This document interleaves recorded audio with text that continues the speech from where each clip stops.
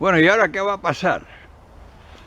Y es difícil contestar, pero voy a intentar con la mejor voluntad que pueda de explicarte cuáles son las razones por qué suceden la mayoría de las cosas que tanto problema y tanto daño nos hacen. Y entonces te tengo que hablar forzosamente de algo que está en la boca de todos, la corrupción. Vamos a hacer un análisis generalizado de toda la corrupción, de por qué se da la corrupción, qué razones llevan a que en todas las sociedades la corrupción sea un gran flagelo. No te voy a decir qué han hecho para combatirla, porque en China le cortan la cabeza y sigue habiendo corruptos. En Japón le cortan las manos y sigue habiendo corruptos, o sea que no tengo la solución.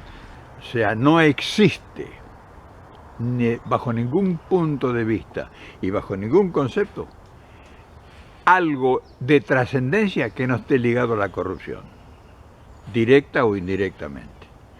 Hay gente impoluta que no se corrompe nunca, pero bajás un escalón de ese impoluto que no entra en ninguna tranza, un escalón, que ese escalón está directamente ligado a él, porque él es el que da las órdenes, porque él es el que determina determinada acción. O sea, él es el que conduce, es el que dirige. Ese impoluto es el incorruptible desde todos los puntos de vista.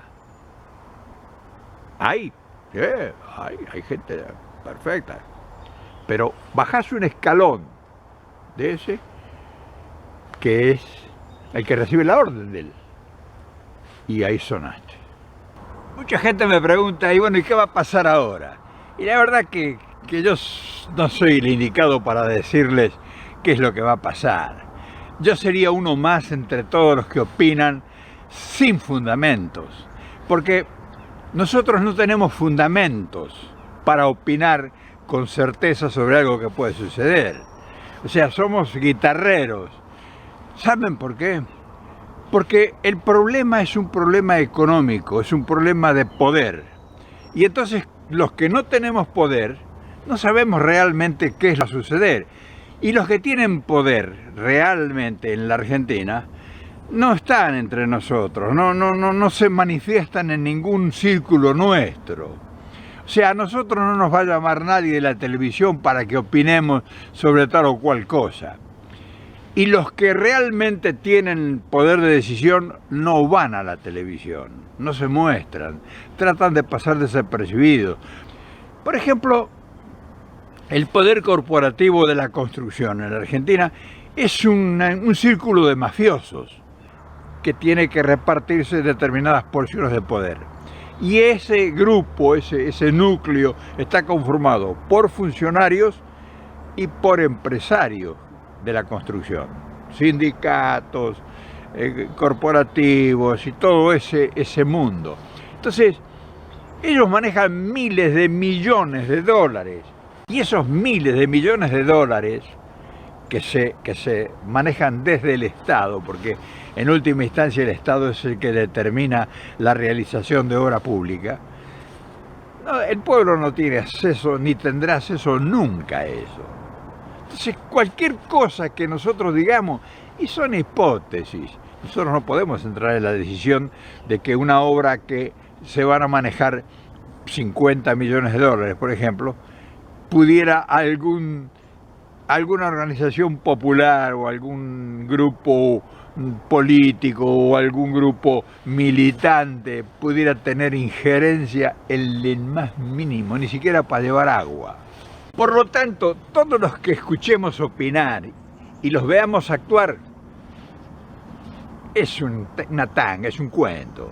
No tienen ninguna consistencia visto desde la realidad. ¿Saben por qué? Porque no tienen poder de decisión. Por ejemplo, hoy salió un artículo en el diario La Nación. Echaba al poder corporativo de la obra pública.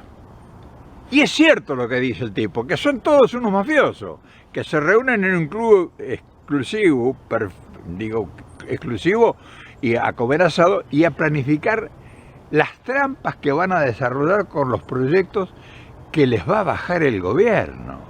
O sea, no es que ellos deciden vamos a hacer una carretera aquí o vamos a hacer una hidroeléctrica allá. No, la línea baja del poder mayor que es el gobierno. Y el poder mayor que es el gobierno está compuesto por gente, por humanos, por gente con todas las miserias que tenemos todos. Yo soy muy impoluto y si me pusieran en un lugar de eso, no sé cómo actuaría y cómo pensaría. Napoleón lo decía, todo hombre tiene su precio, es cuestión de encontrárselo. El tipo que se lograra resistir a la tentación de agarrar una mordida, una cometa, un negociado, no es de este mundo, no es de este mundo. Cuando vos me preguntas a mí qué me parece o qué opino de la situación y yo te hago todo un relato, una sanata, o te digo estas cosas. Ahora bien, descartado de que el corrupto existe y que no hay medio ni forma, ni habrá, ni hubo posibilidad de que eso no se dé, entonces vamos a empezar a convivir en ese mundo, en ese mar de podredumbre, como sociedad, como gente que tiene que todos los días llevar un plato de sopa a su mesa. Entonces nosotros tenemos que tratar de que esa corrupción generalizada por lo menos esté ordenada. Fíjate vos, mirá vos, convivir, y sí, de alguna manera tenemos. Entonces, vamos a elegir a un funcionario, el que sea, ministro de lo que sea, y posiblemente él sea decente. Fíjate vos, qué cosa curiosa. Posiblemente esa persona sí sea impoluta. Es muy posible que sea un hombre honesto y que no toque un mango. Es muy posible que vayamos y elijamos una persona que sea realmente incorruptible y sea ministro, o sea, tenga en sus manos el poder absoluto de determinar de cosas. Pero cuando baja un escalón y le dice a uno que depende de él, o sea, un subordinado de él, le dice, mire, encárguese de planificar una empresa hidroeléctrica. Cuando ese impoluto, que es amigo tuyo, que es una persona que se ha buscado en la cima de lo sublime del espectro humano de nuestra sociedad, le dice a un subordinado, escúcheme, trabaje, organice, planifique una hidroeléctrica. Ahí se le viene toda la carroña, ahí se le llena la oficina de ofertas, de gente que viene honestamente a participar, pero nadie participa gratis. Y ahí se inicia la cadena de la corrupción. Entonces nosotros, que somos el pueblo que estamos allá más lejos, no nos enteramos nunca de eso. Nunca nos vamos a enterar cómo se origina la corrupción. Porque, ya te digo, un impoluto, que puede haber algo, cantidad de gente honesta en la Argentina, no es que todos son unos atorrantes, no.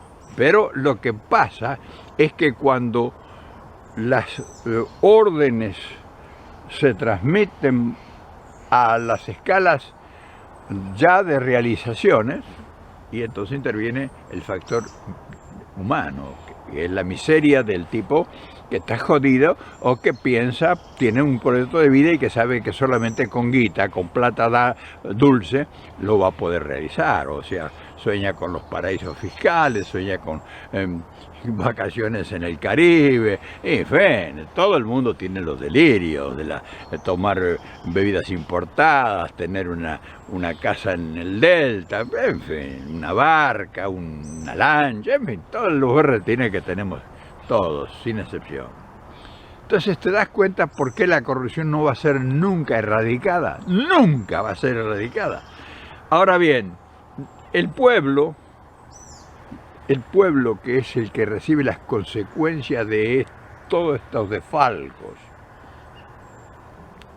Y ahí voy a tu pregunta, que me dijiste, ¿qué podemos hacer? ¿Que ahora qué vamos a hacer? Y entonces yo primero, si no te digo todo lo que te he dicho, y no te puedo dar mi opinión, ¿me entendés? Porque o yo no lo conozco esto, o yo soy partícipe necesario de toda esa cadena que te mencioné antes. Entonces, como mirá dónde uno está para hablar de estas cosas, entonces uno determina, no te digo que la tengo clara, pero sí la conozco. Escucha bien lo que te digo, pero sí la conozco. Y entonces, lo que tenemos que lograr nosotros es que la administración de todo el potencial de la economía se pueda ordenar. Y entonces ahí viene la parte política. Recién ahí aparece la parte política. El que ordena el desorden que puede producir la mafia que maneja la obra pública, por ejemplo. Que es todo, la obra pública es todo, de ahí depende todo. De ahí depende la cultura, de ahí depende la parte social, de ahí depende la salud, de ahí depende la educación, de ahí depende el desarrollo, de ahí depende todo, de la obra pública, porque es el concentrado de la riqueza, es donde se manejan la mayor cantidad potencial de recursos. Entonces la obra pública es todo. Todo lo que se haga en el país parte de la obra pública. Cultura, educación, salud, desarrollo, arte, en fin, lo que vos quieras. Entonces, ¿qué hace el político? ¿Qué puede hacer el político? Que también va a estar tentado por las corrupciones, porque un dirigente político no puede hacer política sin un mango. No te creas, la política es un vicio caro, es un vicio muy caro y insume mucha inversión, que de algún lado tiene que aparecer. Entonces te das cuenta cómo está estructurado todo. Ahora, el político es el único que puede ordenar que ese desarrollo generalizado le llegue en proporciones con mayores virtuosidades a la gran mayoría.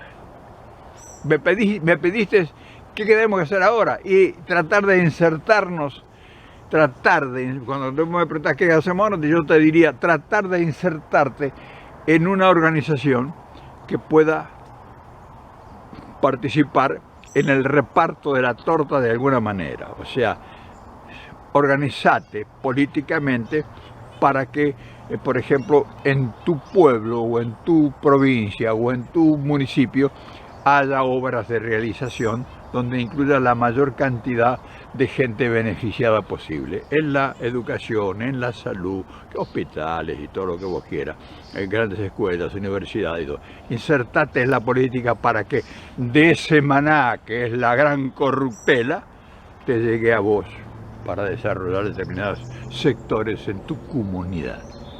Me pedís que te dé una idea y esa es una idea.